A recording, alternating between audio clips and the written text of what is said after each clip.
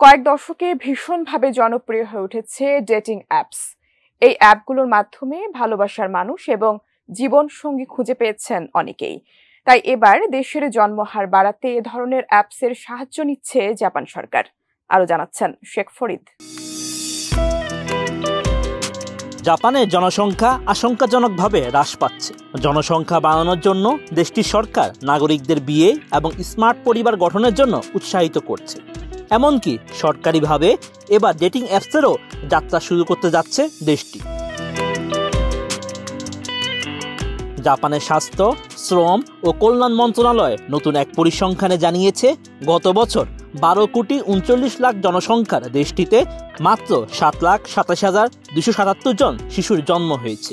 আগের বছরের পরিসংখ্যান অনুযায়ী দেশটির মা প্রতি শিশু জন্মের হার ছিল 1.26, কিন্তু সর্বশেষ পরিসংখ্যানে এই হার 1.20-এ নেমে এসেছে।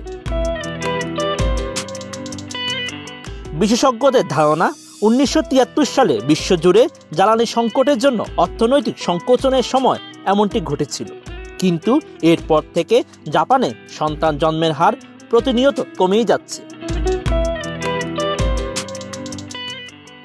জাপানের জনসংখ্যা কমে যাওয়ার সমস্যাটি সাম্প্রতিক বছরগুলোতে আরও ভয়াবহ আকার ধারণ করেছে, কারণ এই বছরগুলোতে দেশটির মৃত্যুবরণ করা মানুষের সংখ্যা শিশু জন্মের সংখ্যাকে ছাড়িয়ে গেছে।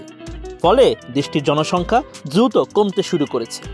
এরই মধ্যে এর প্রভাব পড়তে শুরু করেছে দেশটির শ্রমশক্তি, অর্থনীতি এবং সামাজিক ক্ষেত্রে। 2023 সালে জাপানে 15,70,000 মানুষের মৃত্যু হয়েছে।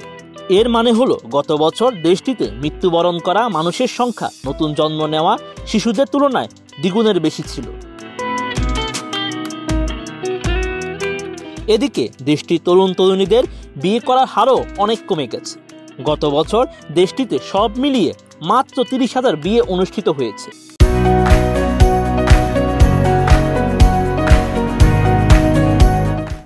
অন্যদিকে বিচ্ছেদের ঘটনা প্রতিনিয়ত বেড়েই চলেছে।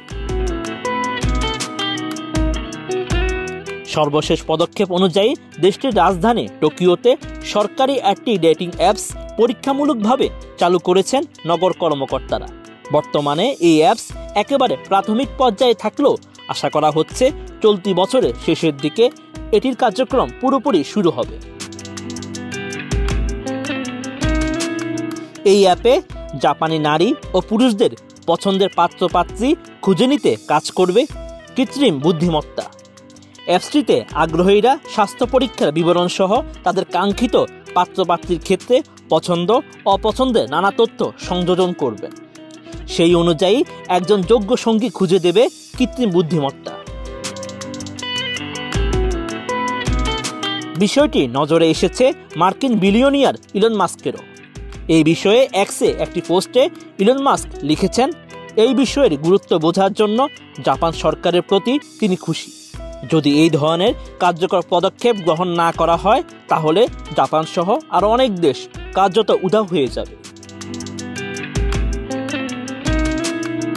Sheikh Farid, ATN news.